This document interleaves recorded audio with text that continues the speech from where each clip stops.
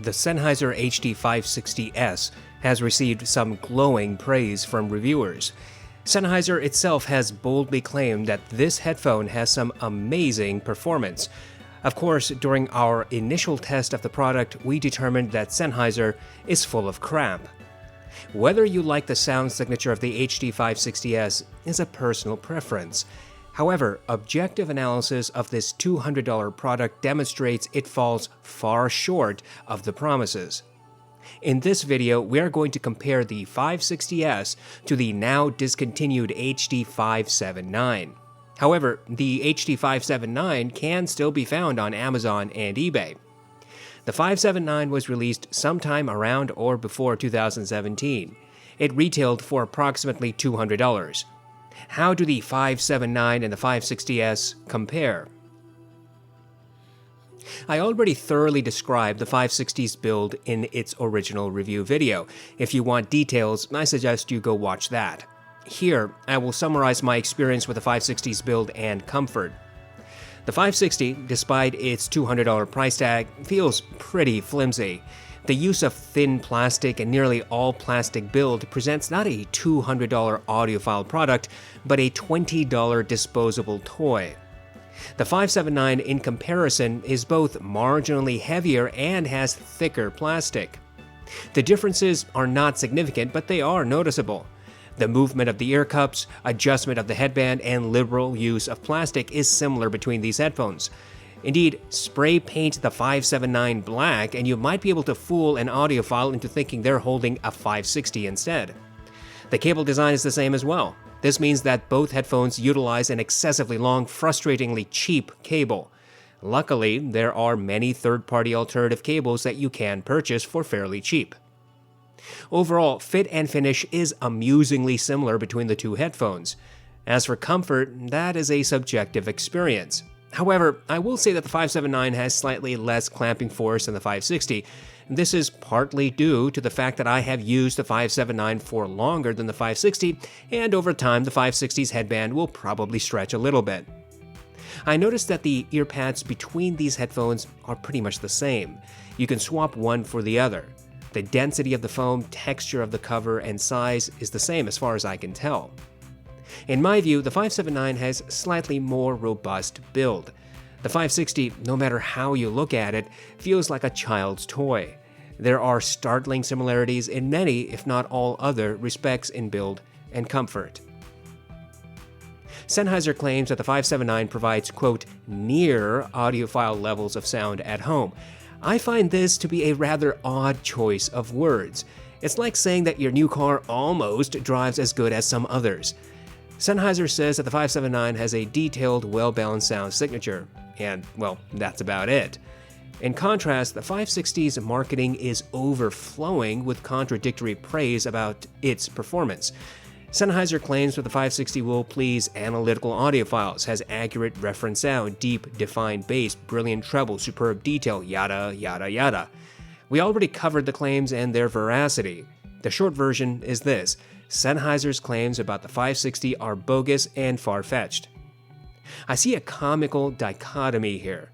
On the one hand, the 579 has basically no marketing. On the other hand, the 560 has an overabundance of marketing nonsense. It's the difference between a child that you hate and a child you dote upon. Ultimately, the promises here are pretty pointless. We already know that the 560 does not perform anything like what Sennheiser claims, and the 579 has vague suggestions about its capabilities. In order to test these headphones, I plugged them into an A/B switch. That switch was plugged into my Monolith Liquid Spark and Shitmodi 3 stack. Both the amp and DAC are neutral. I played music through Amazon Music HD. The two headphones have vastly different impedances. The 560 is 120 ohms with a sensitivity of 110 decibels. The 579 is 50 ohms with a sensitivity of 106 decibels. Consequently, volume matching was a bit difficult, but I tried my best. The Liquid Spark was able to easily drive both headphones. Bass response is noticeably different between these headphones. The 560 has a sub-bass roll-off and fast transients, whereas the 579 has a slight bass emphasis and more natural decay. In Mountains by Hans Zimmer, the 560 presented the sub-bass rumble audible at about 11 seconds into the song. The rumble begins immediately, but the 560's rendition of it was rather muted, and the detail did not become apparent until about 11 seconds. There was considerable melding between sub-bass and mid-bass, resulting in a lack of bass detail. Instruments tended to meld, especially during the crescendo. The vocals that chime in at the end of the song melded significantly with the other instruments. In comparison, the 579 presented the sub-bass rumble immediately when the song started. Its transience was about natural, creating a reverberation, the type which the 560 did not present.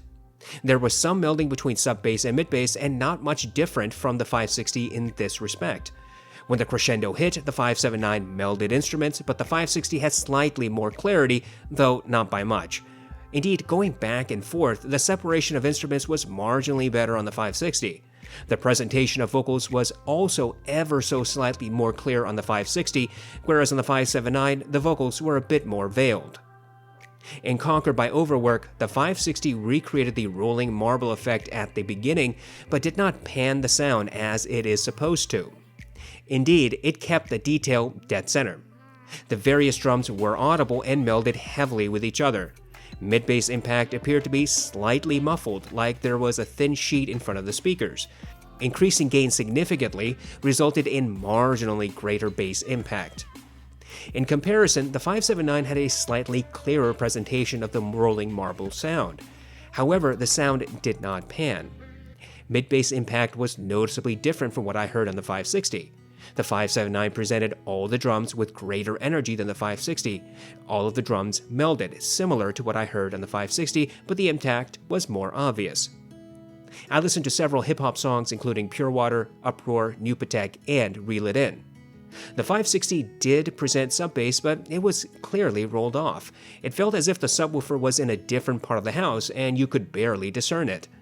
Mid-bass impact seemed a bit blunted as well, meaning that the drums seemed to lack energy and clarity. Vocals were 2 steps ahead and clear. They were not harsh and retained their requisite sparkle. On the 579, the sub-bass was more obvious, and its reverberation clearly audible compared to the 560. Mid-bass impact had more energy and clarity as well. Vocals seemed 1 to 2 steps ahead of the mix. However, on the 560, these same vocals sounded a little thinner. By this, I mean that the vocals appeared to be more distant from my ears. The 579 did not exhibit this same character, and instead, the singers were closer to me. I listened to Bim Bam Smash from the Bourne Supremacy soundtrack. There are multiple drums in this song, and the 579 presented all of them. They tended to meld, but their energy was obvious. In other words, the drums did not sound like they were distant or muffled. At 1 minute and 15 seconds into the song, there is supposed to be a hard drum strike, timed to cars smashing into each other. The 579 presented that detail accurately. On the 560, the drums sounded more muffled than on the 579. They also lacked some clarity and energy. They tended to meld, similar to what I heard on the 579. The hard drum strike at 1 minute and 15 seconds was more distant, less impactful than what I heard on the 579. Overall, the bass response is similar but different enough to notice. On some tracks, the 560 presents more clarity, possibly due to the faster transients and rolled off sub-bass, but on every occasion, the 560 had more distant bass that did not have the energy and emphasis of the 579. You may say that the 560 is a more neutral headphone, and perhaps that is true to an extent. If neutrality was the issue, then I would think that the 560 is closer to that mark than the 579. However, let there be no mistake, the 560 is not bass neutral, and it is closer to neutrality in only minor degrees. The mid's presentation is different between these headphones. Indeed, neither is true neutral, but the 579 is closer to that goal than the 560. In Orla Gartland's song Why Am I Like This, there is natural grain and sibilance recorded into the track. On the 560, the grain and sibilance were emphasized. Indeed, the sibilance was harsh and rather uncomfortable even at lower volumes. The guitar and drums melded with each other, but their tonalities seemed accurate. Orla's voice was easily 2 steps ahead of the mix. The backup vocalist that appears near the end of the song was audible in the right ear cup and easily heard even though all the instruments were playing at maximum. On the 579, the grain and sibilance were not elevated. Indeed, I would say that they sounded fairly neutral in comparison to the 560. The harshness I heard on the 560 was not present on the 579. The guitars and drums sounded similar as on the 560, but the decay was slower, more natural. Interestingly, the vocals seemed closer to my ears than on the 560. Orla remained clear throughout the song and was about 1 to 2 steps ahead of the mix. The backup vocalist was audible, though on the 560 she was marginally clear, and by very slight degrees, mind you. In Want You Back by Haim, it was evident that the 560 elevated sibilance. The primary vocalist sounded harsher on the 560 than on the 579. Both headphones presented correct timbre for the instruments, that is, the piano, drum, and guitars sounded natural on both headphones. There is a detail at 8 seconds into the song. The primary singer at this point drags out the word "we" and it is supposed to sound gravelly. The 579 presented that detail clearly. The 560 also showed that detail, but it sounded more muffled, more distant. Both headphones presented 2 backup vocalists in their individual tonalities. These backup singers melded when the music played at maximum, and there was no noticeable difference in clarity between the headphones at this point. Once again, the 560 presented vocals a little further away than the 579 did. In other words, the 579's vocals were more intimate, closer to my ears. In superposition by Young the Giant, both the 560 and 579 provided accurate timbre for the ukulele, drums, and bass. However, the bass was more obvious in the 579, whereas in the 560, that instrument seemed a little distant. Both headphones had a smooth rendition of the male vocalist. There is a backup singer in this song, but neither headphone presented that detail. Between 1 minute and 10 seconds and 1 minute and 20 seconds in the song, there are supposed to be sharp intakes of breaths. Neither headphone presented that detail accurately. Indeed, the breaths on both headphones sounded slightly muffled or veiled. Overall, the presentation is different between the headphones and sometimes in material ways. For example, the 560 has a harsh sibilant spike somewhere between 5 kHz and 9 kHz. This causes significant discomfort. The 579 does not have the same type of rendition. There is a vocal push in that region on the 579, but it is never harsh, unlike on the 560. Moreover, the 560 has a thinner presentation of vocals. That is, they sound further away from your ears. The 579 has the opposite effect. Vocals on the 579 seem closer, more intimate. On both headphones, vocals are fairly clear and certainly ahead of their respective mixes. On the 560, however, the vocals were at least 2 steps ahead, whereas on the 579, the forwardness is between 1 to 2 steps. Neither headphone is true neutral for mids. Yes, instruments have accurate timbre, but the 560 has faster transients, faster than what I think is correct and natural. In this respect, the 579 seems closer to the neutral mark than the 560 does. Treble response is very similar between these headphones. In fact, I would say that there is hardly any difference whatsoever. In Scherzo for X-Wings, both headphones presented the same amount of energy to the brass and horns. Those instruments cut through the mix without harshness. Their characteristic nasally sound was present on both headphones. The timpani was slightly more audible on the 579, however. I could hear group sets and not individual instruments in both the 560 and the 579. However, the biggest difference was the distance of the music. In other words, the 560 made the song sound further away, each instrument farther from me, than what I heard on the 579. In Flight from the City by Johan Johansson, the 560 had slightly different presentations of the piano. On the 560, the piano sounded like it was about 10 feet away from me.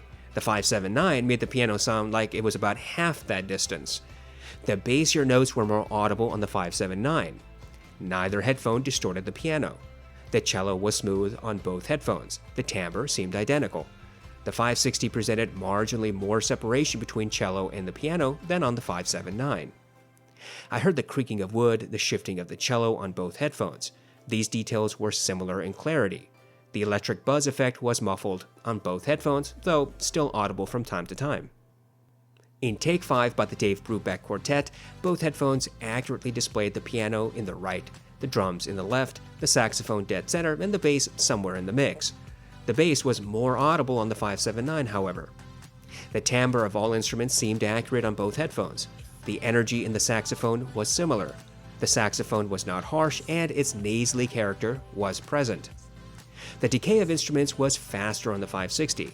This resulted in slightly less melding among instruments than what I heard on the 579.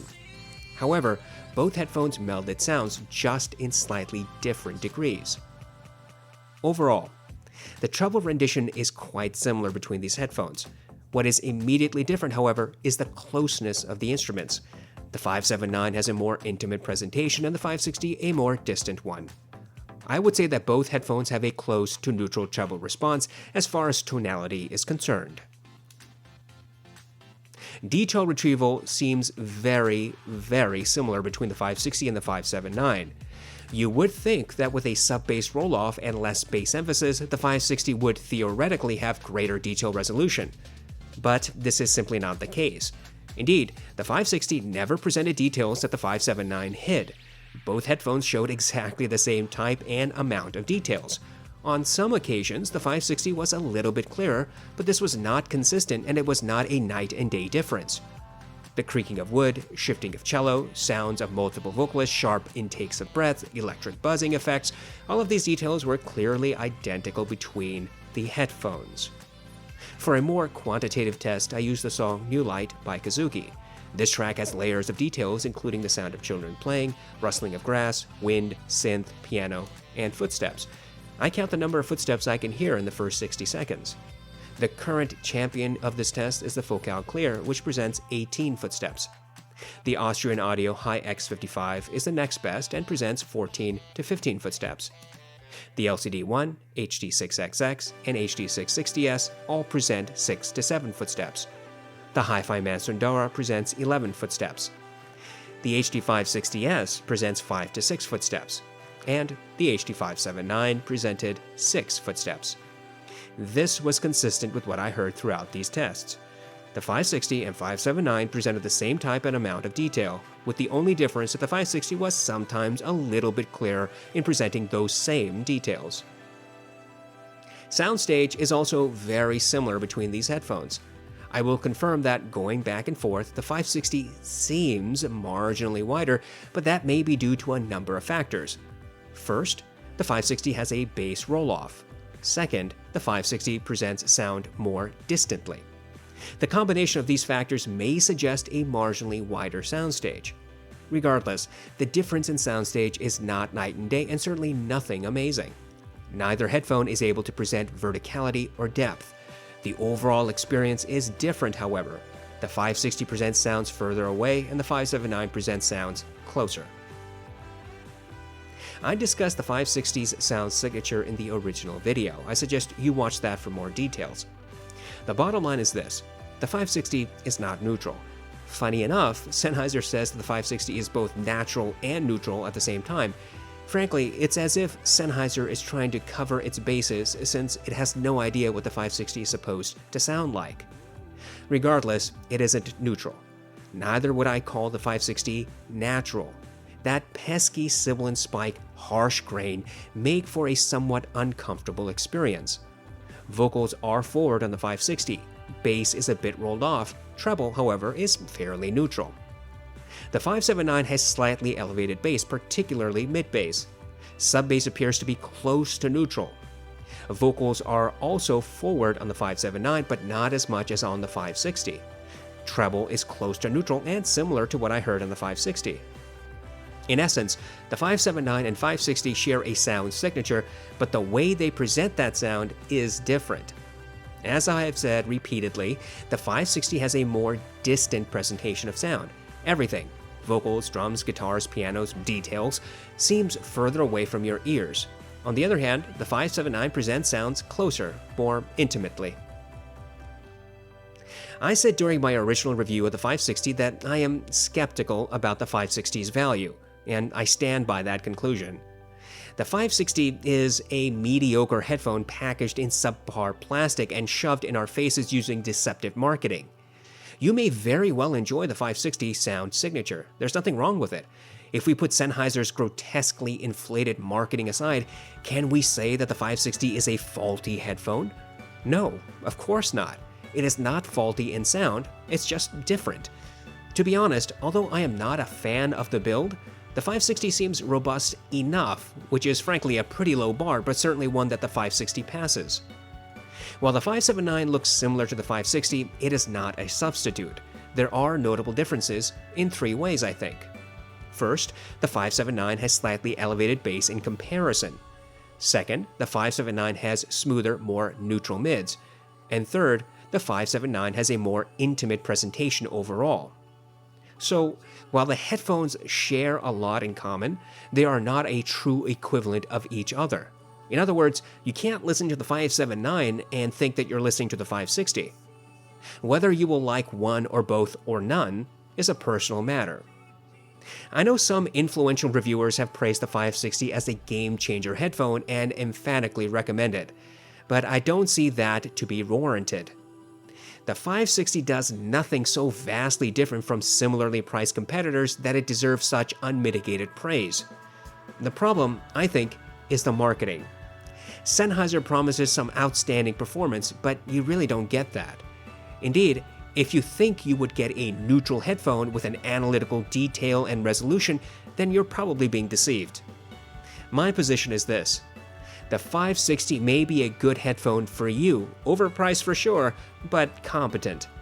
The 579 does things a little differently depending on your sound preferences, and the 579 may be more pleasant to you.